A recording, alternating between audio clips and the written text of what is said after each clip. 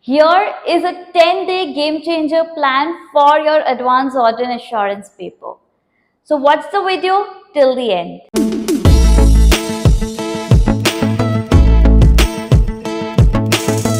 I'm Megha Bansali, ACCA member and a CA.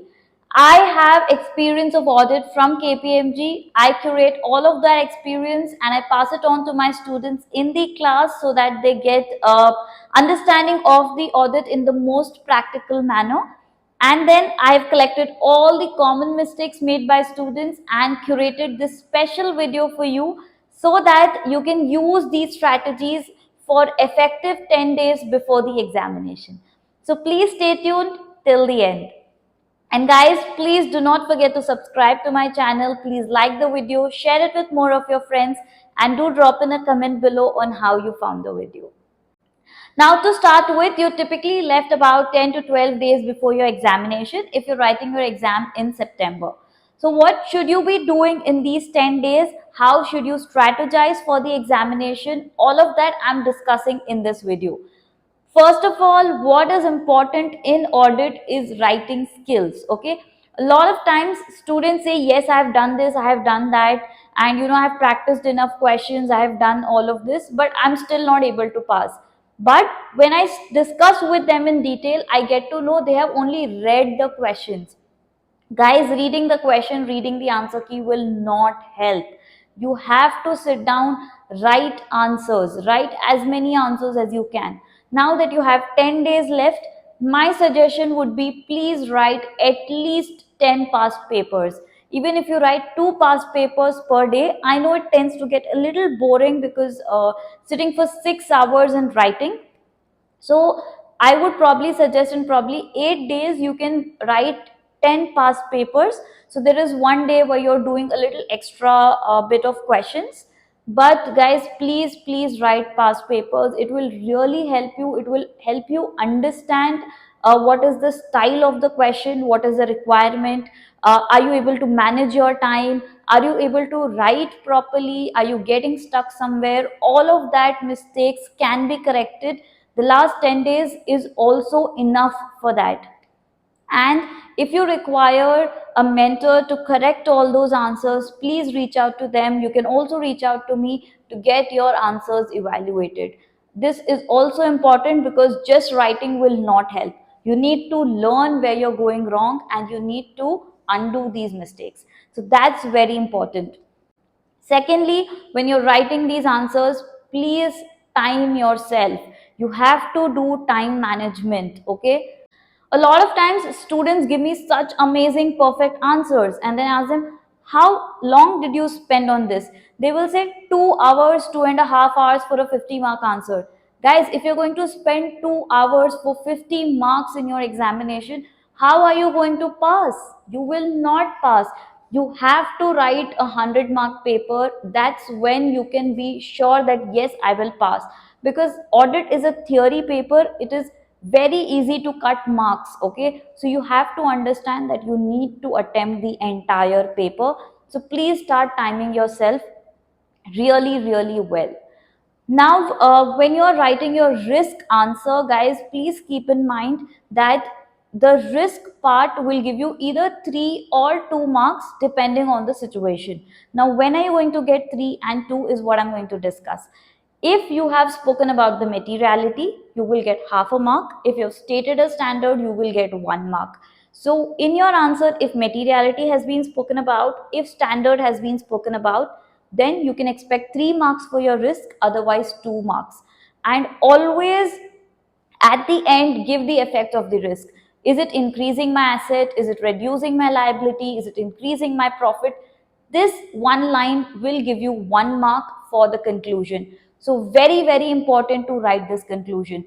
If you structure your risk part really well, you can expect good 3 marks for 1 point. So if it is 15 marks for risk, even if you're writing 5 to 6 points, you're going to get those marks. Okay, so please look at the marks and write accordingly, because otherwise you won't be able to complete your paper. Next, moving on to the ethics question. Again, in ethics, you can follow this rule to get 3 marks for one single ethical issue. Okay, so 1 mark to identify what is the ethical issue. Is it a self-interest, self-review? What threat exists? How does this threat exist in this particular scenario? Explaining it, and 1 mark for mitigations. So you can get 3 marks for each of your ethical issues. So again, you can follow this while you're writing your ethics question. Now moving on to section B, there is one question that will come from reporting. Under reporting, again, you have to talk about materiality and pervasiveness. So you have to say the issue is material or no. Because guys, remember, if the issue is not material, I will not even perform audit work on it. Leave alone giving an audit opinion. So please talk about materiality, pervasiveness, and then give a conclusion that what kind of audit report has to be issued, and please state the language of the audit report. You do get marks for that. So these were general tips on writing your answers, how you can expect marks for each of your point. So you can use this while you're also evaluating all the papers that you have written yourself. So you will be able to assess, yes, am I going to get the marks or am I not going to get the marks? And what I also see commonly that goes wrong with a lot of students is conceptual clarity. Yes, that's unfortunate. A lot of times students feel that no, I know all the concepts, but I don't know why I failed. You know what I tell them? Please send me any mock answers you've written. And in 99% of the cases, there is so much conceptual issues, conceptual errors. And guys, please, that's why I am saying get your answers evaluated by mentor. That's when you will know if you've understood your concepts well or no. So along with practicing your past papers, you need to revise your concepts really well. Okay, so typically what you should be doing is picking one chapter in one single day and then revising it very well. Again, now how do you revise? High weightage to low weightage. So typically in about 5 to 6 days, you can do major chunk of the chapter. In about 2 to 3 days, you can do your other assignments, money laundering, practice management, all those small topics. So revision is also important along with practicing. So spend about 3 to 4 hours practicing your papers and 2 to 3 hours studying for your concepts. That is very important. And if you get time, please read the examiner's report. It's very important. It will help you understand the common mistakes not to be made in the examination. So you can follow all these tips, and guys, at the last day, please develop the exam strategy. So in case you're comfortable with section A, then begin with section A, then move on to section B, and please time yourself in the exam. What I recommend is 1.5 hours for section A question, 45 minutes for each of your section B question. You will be very comfortably finishing your paper within 3 hours. Please target to finish your paper, get concept clarity, focus on your risk, focus on your audit reporting, ethics. These 3 questions put together will give you enough 75 marks in the exams. I hope you found this video useful, and in case you require any kind of tips or guidance for your ACC examination, you can definitely reach out to me. I'll be very happy to guide you. And guys, please do subscribe to my channel, like the video, share it with more of your friends, and drop in a comment below on how your examination went or how your preparation is going on. I'll be back with more such content. Till then, take care. See you all.